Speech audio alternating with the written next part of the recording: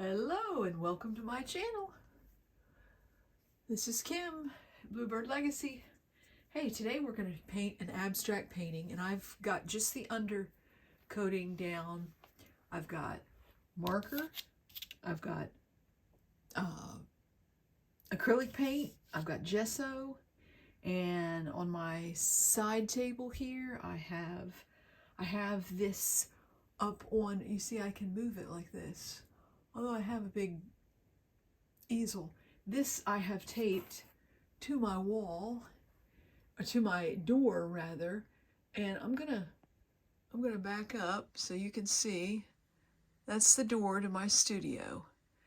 And what we're gonna do today is, I started this a week or so ago, and I like to get just the messy color down. Now we're going to go in and put some more color on it for another layer, because if you see the white spots, I put some gesso, not in here, this is where the marker was, but here and here I put gesso over because I wanted more white spots. And my color palette is basically blues and greens, and I even put a little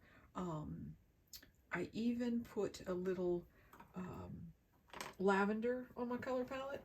I have a Masterson's that I started out with. I'll show you that. And my colors that I have are in the little pops there. And I put a couple warm colors down in case I want to add some warmth to it. So this is just all about having fun and getting messy color down. No preconceived ideas.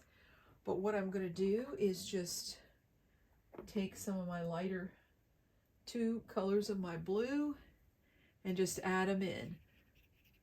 And I don't have you in that. Let's see, let me go up in here. These are sort of transparent colors so I can see some other things, and I use a lot of water mediums, so those things might run, and that's why I stay in the same color palette. The other thing is I like to use a few of the darker tones of that same color and add that in. So there's really just let yourself be free. Let yourself be really free. If you notice, I'm using a long brush. This brush is quite long and I'm at the tip of it because I don't want to control this. Some things in life I can control, but the things that I don't have to control, I let go. Or at least I'm learning to let go. So I've got a couple of really cool tools I made in a course by Amy Emeril over on Jean Oliver's network. If you don't follow Jean Oliver or been on her art website, you really ought to go. I made these in a course, and I'm going to show you. They're with natural sticks. The idea is not mine. I spilled orange paint right before and got it on my stick, so it's ready to go. It's broken in. This is yarn, real soft yarn, and then this is jute or hemp. I think it's just some hemp string. I've also got a couple of dead flower pods from pink coneflower, white coneflower, whatever kind of flower pods you want to use. This is even a different one. This is another one that I'll use at times. And Amy did this on her course. Well, I had painted my feather. I had used it on the jelly print. I couldn't think of the name. Jelly print. I jelly printed this a long time ago, and then I decided to use it because she used a feather, and I didn't have a natural feather at that time. So it's just sort of glued in here, and then the twine put around it, and you can paint or move paint with it. So it's super fun, super fun. See how that spreads? You're getting some of it. Let me back that out a little bit.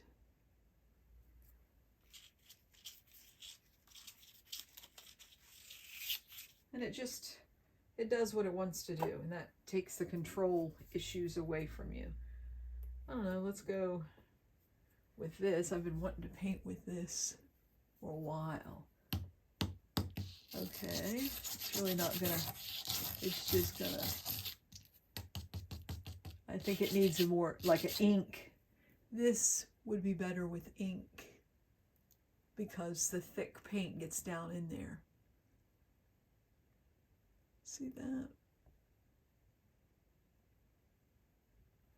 So here's that one. And there's one more that she made, and this one she used, I think this would be great with charcoal, with powdered charcoal. And this is like a little stubby, and you kind of pounce. You can pounce and it makes circle marks. I like circles as opposed to jagged shapes. So that's that. And it's just some canvas or fabric pulled over and twine. You know, you can make these as ornate as you want. But I intend on using them, so I wasn't really decorating them. It was to use in my paint. So let's see what this pod does. I'll put it in some paint. And there's that pod. It's a flower pod.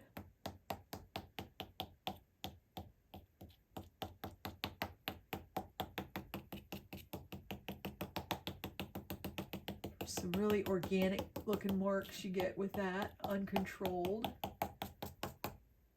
By using these tools, it really takes the pressure off from you to be controlling with your paint. And you get a different look to your painting. So I think I'm going to take this one, since you can't see my palette every time, just on a short stick. And let's try it and see. I'm going to put it in a little of the lavender just for a change. And see. I think I want to kind of, oh, I like that. I like the contrast.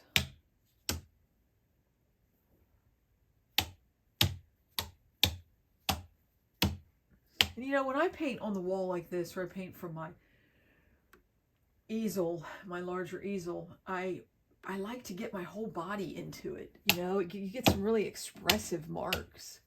This one really feels like I can get a lot of that going on. Let me get some more paint. Oh, that's a nice tool. I like that hemp.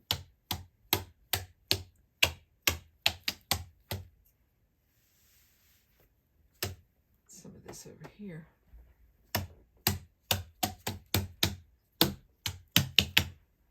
Nice. Okay, let's go with this one. This reminds me of an exotic bird. I mean, check it out. Like all this hair, all this coming up, and then he's got this little nose right here, you know? It's on a long stick also. See. So let's see, what color shall we go with?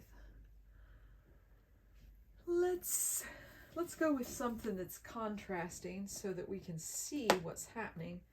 And this is a thicker paint. So I am going to get something totally different in there.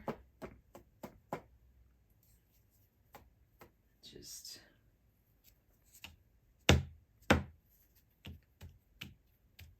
we could do a sweeping motion. Oh yeah, I like that. I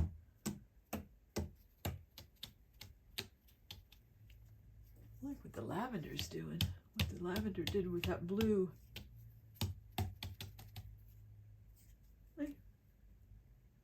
More paint on the yarn than there is on the canvas, I think. Of course, if you were outside, you could really go wild with this.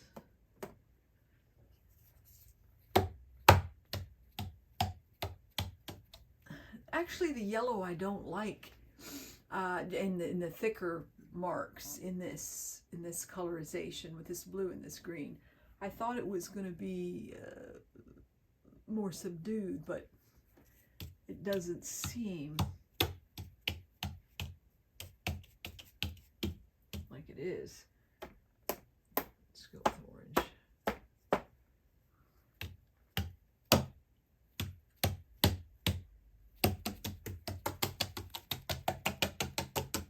See, you don't have to worry if you're messing up areas that you don't like. You don't even think of that right now, because you can go back in with gesso. I can paint this whole page. This is a large sheet of watercolor paper. I can see, yeah, the marks, it's very dull. The colors all look very dull on the screen. Let me see if I can change the lighting to give it a different look. That's a little warmer. That's closer, although this blue is not that dull quite. Okay, those are fun tools. Nothing like infusing cool tools into your art. I want to cancel out the yellow.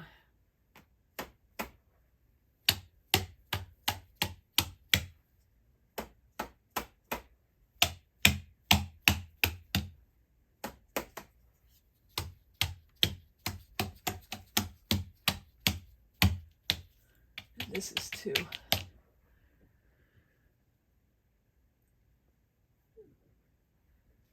Okay.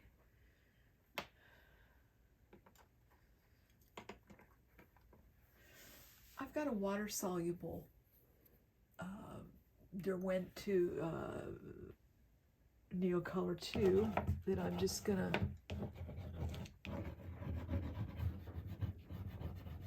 put some of this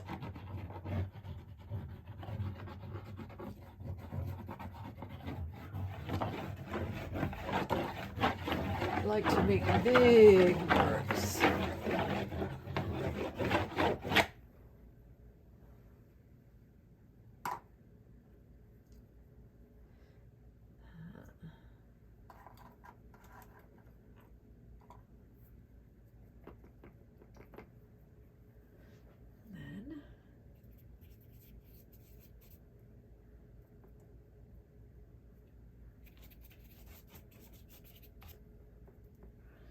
And it changes as you add and take away. And the fun thing about acrylics is that when you don't like what's on your paper or your canvas, you merely put gesso and change it. It's challenging for me to talk while I paint. I generally just add color and move around a lot.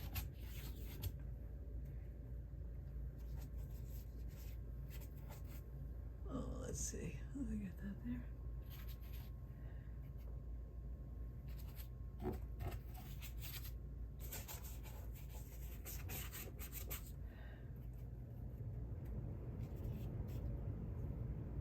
So many. I think I need a little white gesso to add into some of my colors. I like colors to have a blended, or unblended rather, feel.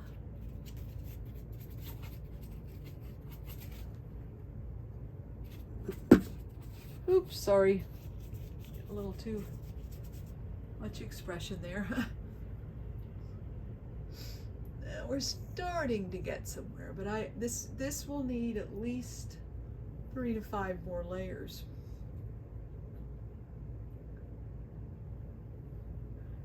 About.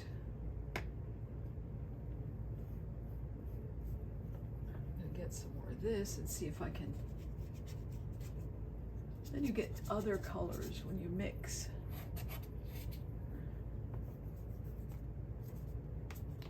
Oh, green.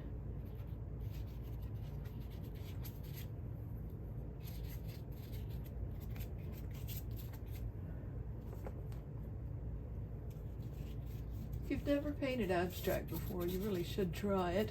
It's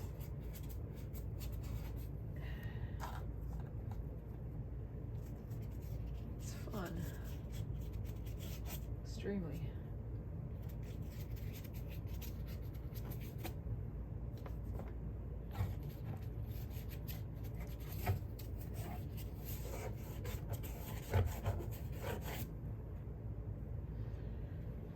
Step back every once in a while and just see what we have. I really like how the light is coming through the darker, and I don't want to take away from that, and I don't want to mix anymore. Even though I didn't like the yellow, I just want to adjust that a little bit. I like the yellow peeking through in bits. And I actually think I need some on the, well, it's going to be my left, but I don't know if it's going to be your right or what, because this camera flips things and I'm not really sure how that goes. It's probably too much, but I can always cover it up.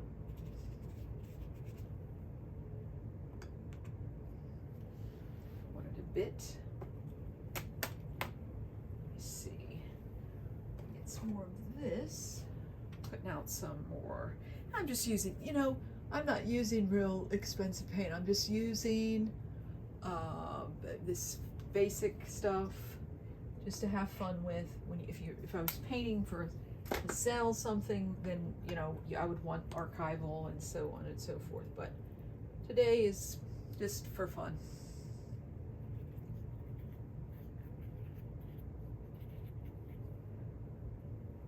I kind of scumble. That's what I call it. There's a term in crocheting. A woman wrote a book. She called it scumbling, and she did all kind of different things. And that's what I think this is.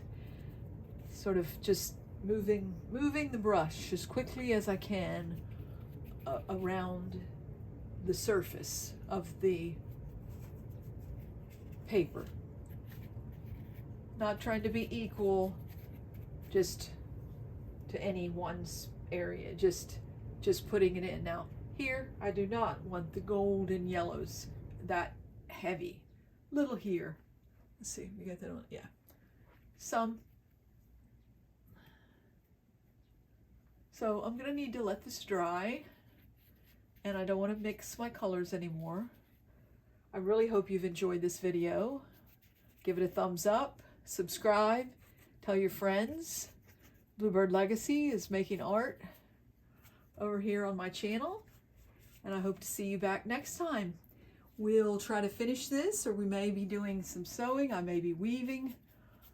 I'm trying to, I do all kinds of art mediums. I don't keep myself into one medium. I just like to play and create and enjoy the freedom that art gives you.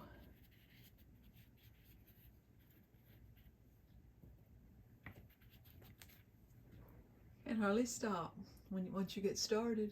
Well, I hope you'll come back, and I hope you will give me a thumbs up and have an awesome day. Thanks for stopping by. See you next time.